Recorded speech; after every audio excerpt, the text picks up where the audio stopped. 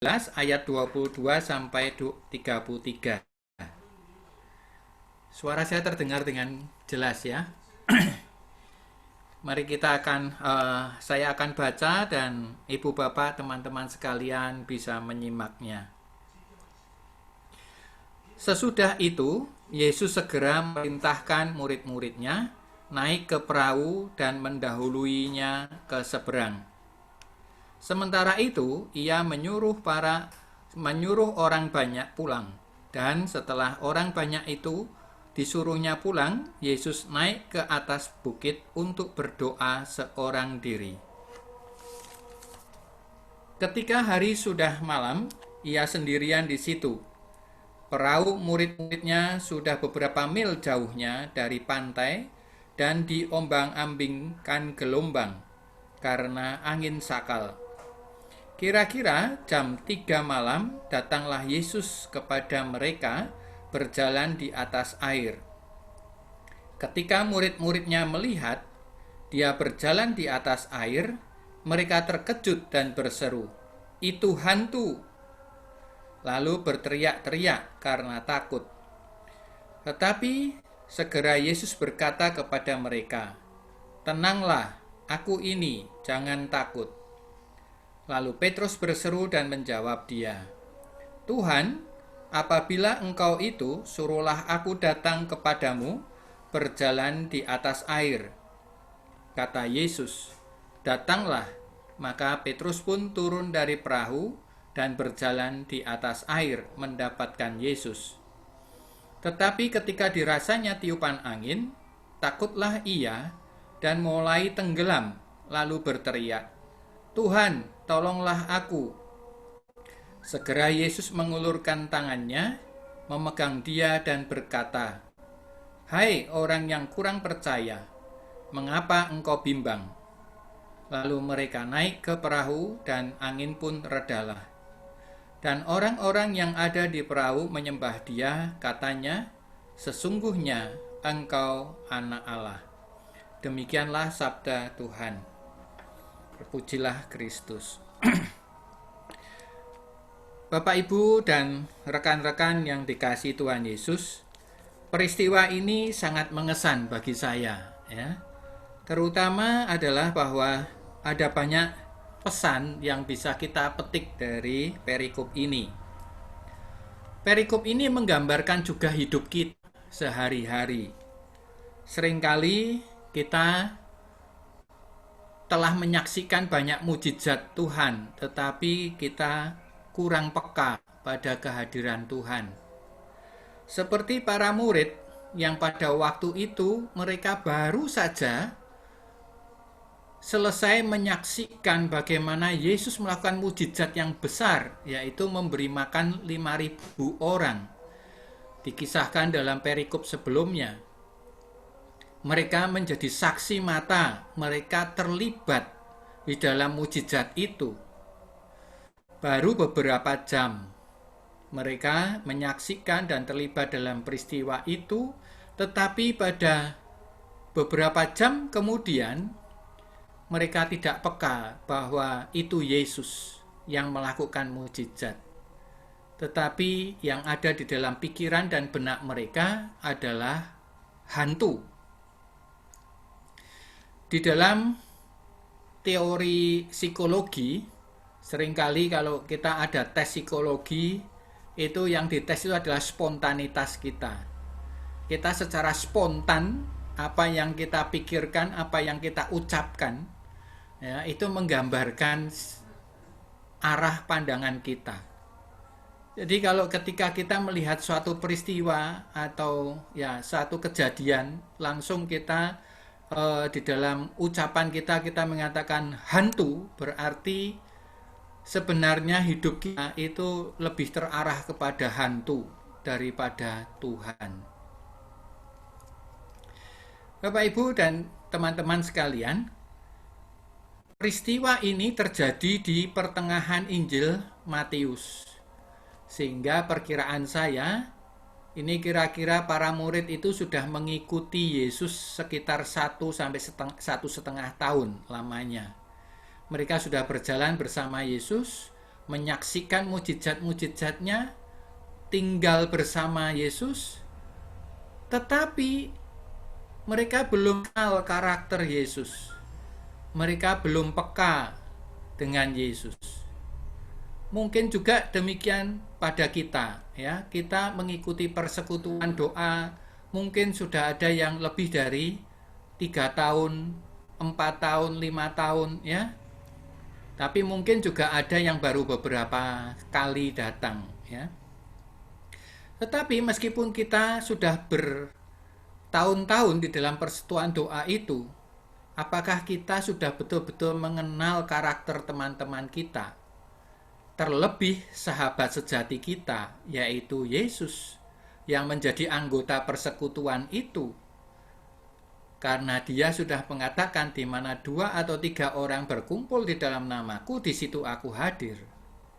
Apakah kita peka? Apakah kita kenali dia? Demikian juga para murid. Para murid sebenarnya tidak takut dengan angin sakal. Karena itu adalah sudah kejadian yang mereka hadapi sehari-hari sebagai seorang nelayan. Tetapi lihatlah, kalau kita cermat, mereka kaget dan takut ketika melihat sosok Yesus berjalan di atas air. Sehingga mereka langsung spontan mengatakan, itu hantu. Hidup kita seringkali terarah pada persoalan. Fokusnya pada masalah, pada problem. Nah, sehingga akibatnya kita kurang bisa melihat harapan, kurang bisa melihat Tuhan, tidak bisa bersukacita. Pada perikop sebelumnya, pada waktu memberi makan 5.000 orang, kita bisa melihat bagaimana para murid juga terarah pada persoalan pandangannya, yaitu ketika Yesus mengatakan kepada para murid, engkau harus memberi mereka makan. Sekali lagi para murid melihat masalah. Masalahnya ini ada 5.000 laki-laki, belum termasuk wanita dan anak-anak. Yang ada hanya 5 roti dan 2 ikan. Jadi terus yang dilihat hanya masalah dan masalah. Tapi bandingkan dengan Yesus. Yesus katakan, berikanlah kepadaku 5 roti 2 ikan itu. Kemudian Yesus tidak melihat masalah, tetapi dia melihat Bapanya. Dia menengadah ke langit. Dia melihat kepada Bapanya, sumber segala berkat, sumber segala jawaban, sumber segala harapan. Maka yang didapat adalah mereka semua bisa makan, bahkan berkat itu berlebih 12 bakul. Kejadian itu ternyata tidak membuat para murid belajar. Sehingga pada kejadian berikutnya, ketika mereka menghadapi angin sakal dan di situ Yesus hadir, yang mereka lihat sekali lagi adalah persoalan. Jadi mereka melihat hantu di situ. Jadi terus-menerus para murid ini fokus pandangan dan pikirannya tidak pada kehadiran Tuhan, tetapi pada persoalan yang dia hadapi. Bapak, Ibu, dan teman-teman dikasih Tuhan, mungkin saja ya di dalam masyarakat kita juga lebih fokus pada setan gitu ya, kepada hantu. Sehingga banyak sekali ya sebutan-sebutan hantu itu orang kenal ya, apalagi yang mengikuti seminar atau retreat ya tentang eksorsis ya. Wah, itu senang sekali tuh kalau nanti disebutkan nama-nama setan gitu ya. Ada Beelzebul, ada Lucifer ya, itu yang di kitab suci. Kalau di orang Jawa ya ada macam-macam lagi ya, ada wewe kantong ya, ada grenduwo, ada pocong, ada apa macam-macam. Ya, orang lebih kenal sebutan-sebutan iblis daripada mengenal sebutan-sebutan Yesus. Maka kita sulit sekali berdoa untuk menyebut Yesus, engkau adalah ku. Wah, guruku ya. Engkau adalah temanku. Engkau ada sulit sekali rasanya ya. Mau menyebut siapa Yesus ini gitu. Tetapi kita lebih suka ya, atau lebih mudah mungkin ya, memberi sebutan-sebutan kepada hantu, setan, iblis ya, dan sebagainya. Bahkan kita bisa membedakan ya. Oh, kalau Lucifer itu yang kayak gini ya, kalau WW yang seperti itu, wah, kalau pocong yang kayak gini ya, dan sebagainya. Ada Dracula, ada macam-macam gitu ya. Nah, jadi bahkan punya dress code ya, fashionnya juga beda-beda. Kita bisa lihat ya, kalau hantu di Indonesia selalu identik dengan pocong, tetapi kalau di Eropa dengan Dracula itu pakaiannya beda ya. Pakaiannya beda, yang ditunjukkan beda gitu. Dan atau mungkin juga setan atau hantu itu lebih bisa akrab dengan manusia karena bisa diajak bisnis bersama. Ya, di Surabaya itu ada namanya rawon setan. Nah, ya, dan kemudian ada juga makanan ini saya sampai catat ya, ini banyak sekali ya, ada mie setan, ada es pocong, es gerenduwo, tahu setan judes. Loh, setan itu ada yang judes, ada yang tidak judes ya toh. Ada martabak horor ya, es kuburan, bakso pocong, ceker setan ya, dan macam-macam gitu. Tampaknya kok ini setan itu juga bisa diajak bisnis ya. Di apa namanya, di Jakarta itu ada apa ya, seperti Disneyland di Jakarta, saya tiba-tiba lupa. Dunia fantasi ya, di sana ada rumah hantu. Nah, itu orang kalau masuk di permainan rumah hantu itu, wah, sampai teriak-teriak ya, tolong mati saya, wah, dan sebagainya. Tapi setelah keluar pengen masuk lagi, saya sampai heran ya, ini orang di dalam sampai teriak-teriak ya, sampai minta-minta tolong, tetapi setelah keluar dari sana ya, mereka memberi waktu untuk antri berjam-jam. Tetapi kalau diajak ke gereja ya, perayaan ekaristinya lebih lama 10 menit saja, orang sudah ya, sudah apa namanya, tidak ingin lagi datang ke gereja itu ya, karena katanya oh ini terlalu lama. Tetapi ya, antri untuk masuk di rumah hantu, mereka harus menunggu sampai setengah jam, mereka tidak mempersoalkan. Bapak Ibu, teman-teman yang dikasihi Tuhan, apakah kita akan terus mengarahkan pandangan dan hidup kita kepada hantu, kepada setan? Atau sebaliknya, kita melihat Tuhan dan berusaha melihat cara-cara Tuhan? Atau yang terjadi adalah kita ini terlalu statis, ya, tidak adaptif, tidak bisa beradaptasi, melihat cara-cara baru yang Tuhan mau tunjukkan kepada kita, di mana Dia hadir, di mana Dia berperan dalam hidup kita. Mungkin saja para murid itu melihat itu wajahnya Yesus, tapi kok berjalan di atas air, ya. Sehingga bagi dia itu sangat mengagetkan. Karena yang dia lihat sehari-hari, Yesus itu berjalan di darat. Yesus itu tukang kayu, sehingga tidak bermain air seperti mereka. Ya, jadi kalau tukang kayu kan kayunya tidak mungkin basah. Ya, kalau kayunya basah tidak bisa dihaluskan. Jadi tukang kayu itu kebiasaannya adalah tempatnya kering. Sedangkan sebagai nelayan, dia setiap hari berbasah-basah ria. Ya. Jadi dia tidak bisa di dalam alam pikirannya berpikir, loh ini siapa ya? Wajahnya mirip Yesus, tetapi tidak seperti biasanya. Ini berjalan di atas air. Jadi bagi mereka tidak masuk dalam pikiran, tidak bisa mereka cerna gitu ya di dalam pikiran mereka. Jadi sama kita juga sering ya tidak bisa menangkap Tuhan secara langsung. Padahal Tuhan hadir. Di dalam situasi badai pandemi seperti ini, Tuhan sudah hadir. Tetapi kita yang tidak mengenal Dia, kita bahkan sudah melihat Dia dan kita katakan, itu hantu. Karena kita tidak melihat kebiasaan-kebiasaannya yang seperti ini. Dan memang kejadian pandemi ini juga baru sekali ini. Seumur hidup saya juga baru memasuki situasi pandemi juga baru kali ini. Sama dengan para murid ya, melihat Yesus kok berjalan di atas air.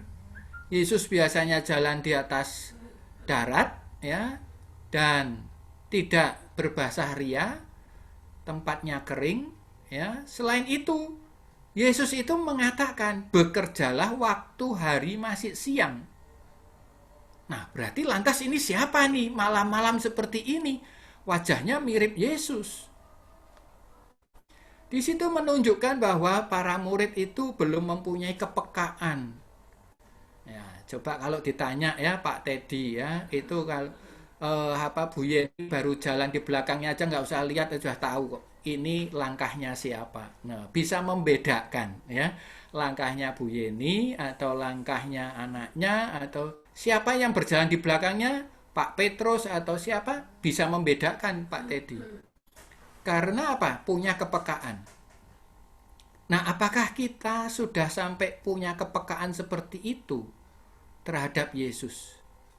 Sehingga kita bisa tahu, oh ini yang datang Yesus.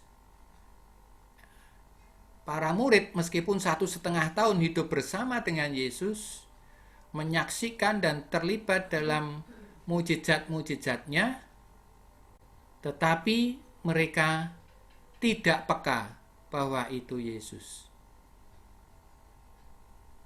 Di sisi yang lain, para murid ini selain melihat itu hantu, melihat pada persoalan, hal yang lain adalah bahwa Petrus yang mengatakan, ya, bertanya, siapakah engkau ya? Dan kemudian Yesus kata, ini aku. Kalau begitu, beri tanda supaya saya jalan kepadamu. Nah, kita juga seringkali dengan Tuhan juga demikian. Ya, kita ini menjadi orang yang sulit dicintai oleh Tuhan. Mau dicintai Tuhan aja punya banyak syarat. Kita memberi syarat, Tuhan kalau engkau begini, baru aku mau percaya kepadamu. Baru aku mau mencintai engkau. Jadi kita ini menjadi orang yang sulit untuk dicintai. Ya, jadi menjadi bukan orang yang lovable. Artinya bukan orang yang mudah untuk dicintai dan mencintai. Jadi kita selalu ya menuntut lebih dahulu. Ya, nanti kalau Tuhan sudah memberikan ya, kalau engkau menolong aku akan percaya. Sudah ditolong belum percaya lagi. Ya, kemudian sakit, kalau engkau menyembuhkan aku maka aku percaya. Sudah disembuhkan masih belum mau percaya lagi. Ya, bilang kalau engkau memberi aku makan, nah sudah diberi makan masih nggak percaya lagi. Terus begitu kita. Di dalam hidup ini kita terjebak ya pada sikap untuk selalu minta dan menuntut terus-menerus kepada Allah, dan kita sulit untuk dicintai oleh Allah. Demikian juga para murid. Yesus sudah katakan, ini aku. Tapi mereka nggak percaya. Dan mereka kasih syarat. Nah, kemudian ketika Yesus katakan, datanglah kepadaku, maka Petrus mulai datang. Tetapi sekali lagi, para murid ini sejak dalam peristiwa sebelumnya, mereka melihat selalu pada permasalahan. Sehingga imannya gampang digoyang, gampang digeser oleh persoalan. Yang tadi yang saya katakan ketika mereka melihat orang banyak, ya, makanan yang tersedia hanya 5 roti 2 ikan. Itu persoalan. Itu pandangan mereka fokus di situ. Yang berikutnya, mereka fokusnya melihat yang bukan menjadi kebiasaan Yesus. Bukan kebiasaan Yesus, itu yang kemudian mereka jadikan fokus, sehingga mereka tidak bisa melihat Allah, tidak bisa melihat Allah yang maha pencipta, maha kreatif. Kita bisa melihat pohon tidak, ya, beragam macam jenis pohon, daunnya bisa berbeda semua. Itu bagaimana hebatnya Allah kita, ya, Allah yang kreatif dalam mencipta. Tetapi ketika melihat pohon mangga, kita tidak bisa melihat, ya, tidak bisa mengagumi, ya, Yesus atau Allah yang Maha Pencipta yang kreatif. Nah, sekali lagi Petrus juga kembali, ya, fokusnya pada masalah. Masalahnya adalah apa? Angin taufan, ya, yang berhembus. Nah, karena dia fokusnya pada anginnya, bukan pada Yesusnya, maka dia tenggelam. Tenggelam dalam persoalan, tenggelam dalam permasalahan. Demikian juga dalam hidup kita, kita sering kemudian tenggelam dalam persoalan-persoalan. Karena fokus kita pada persoalan, bukan kepada Tuhan. Jadi kita lebih fokus pada setan, pada hantu, ya, pada persoalan daripada kepada Tuhan. Tidak sedikit mahasiswa juga demikian, pelajar juga begitu, ya. Jadi yang dilihat selalu kesulitan, bukan kegembiraan di dalam belajar, bukan sesuatu, oh ini era yang baru, ya, bahwa kita harus belajar dengan teknologi informasi. Ini adalah suatu era di mana kita harus menjaga kebersihan, harus dengan cara menutup, ya, menggunakan masker untuk menutup hidung, menutup mulut, ya. Tetapi kita ingin, ya, seperti yang dulu. Jadi masih banyak orang, ya, sulit untuk ditertibkan menggunakan masker, ya, dan sebagainya. Jadi kita belum bisa, ya, melihat ini sebagai sebuah kesempatan untuk mencintai atau untuk berjumpa dengan Yesus. Tetapi kita melihat ini adalah persoalan demi persoalan, sehingga terus-menerus akibatnya kita tenggelam, tertindih beban berat hidup kita. Maka ketika Petrus tenggelam, mulai tenggelam, dia berteriak, "Tolong Tuhan." Maka Tuhan segera, ya, menolong dia dan membawa dia ke atas perahu. Dan setelah itu Yesus berkata, "Hai orang yang kurang percaya, mengapa engkau bimbang?" Di dalam hidup kita sering bimbang karena kita fokusnya pada persoalan. Persoalan-persoalan itu telah menghantui hidup kita, sehingga kita sulit fokus kepada Tuhan. Mengakibatkan hidup kita jadi tenggelam dan kita juga tertindih beban berat. Tidak ada sukacita, tidak ada damai sejahtera. Yang ada hidup kita penuh dengan ketakutan, kekhawatiran akan apa yang harus kita cari, apa yang harus kita makan, apa yang harus kita usahakan. Kita diajak oleh Tuhan untuk berani keluar dari hidup kita, berani keluar dari diri kita. Tapi kita selalu melihat masalah. Kita katakan, oh saya tidak bakat, saya tidak punya talenta, saya tidak bisa ini, saya tidak bisa itu. Di dalam situasi pandemi seperti ini, ada teman yang mengatakan, wah saya sekarang ini pekerjaan saya terimbas, ya. Dan kemudian ada yang sampai PHK, ya, teman persekutuan doa. Terus bagaimana hidayah ini? Saya bilang, ya jalani saja, kita rame-rame, ayo kita sama-sama, ya, jualan. Nah, terus di sini kami membuat bersama-sama itu ada WA, ya, pasar online karismatik. Nah, ya, jadi pasar online karismatik. Ya, ayo semua bisa jualan. Nah, ayo jualan di situ. Saya nggak punya modal. Oh, nggak perlu modal. Yang perlu adalah pertemanan, persahabatan. Ya, jadi kita lihat sahabat kita punya apa? Ayam goreng. Ayo kita jualkan ayam gorengnya dia. Ya. Nah, kita jualkan ayam gorengnya dia, ya. Kemudian orang yang dijualkan ayam gorengnya itu memberi ya 10%. Ya, bisa. Jadi nggak perlu harus punya modal, tidak perlu harus punya barang, ya. Yang penting kita bersahabat dengan setiap orang. Ya, ketika persahabatan itu terjalin, maka ada naluri seorang sahabatnya mau berkorban, dan maka mereka saling bantu-membantu satu sama lain. Tetapi ada tidak sedikit orang yang mengatakan, aku tidak pandai berjualan. Nah, lagi-lagi lihat masalah lagi, ya. Terus akibatnya apa? Ya, tidak berbuat apa-apa. Ya, jadi tidak mempunyai barang sudah saya pecahkan, ada sahabat. Ya, tetapi dia mengatakan ya tidak punya modal, ya tidak perlu harus modal. Sudah dibuatkan pasarnya, pasar karismatik, pasar online karismatik, ya.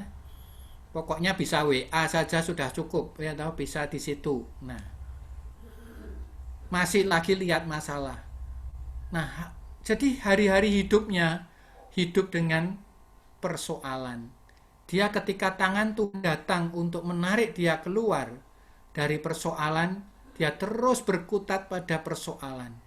Tidak, saya tidak bisa ini, saya tidak bisa itu, saya tidak ini Tuhan, saya tidak itu.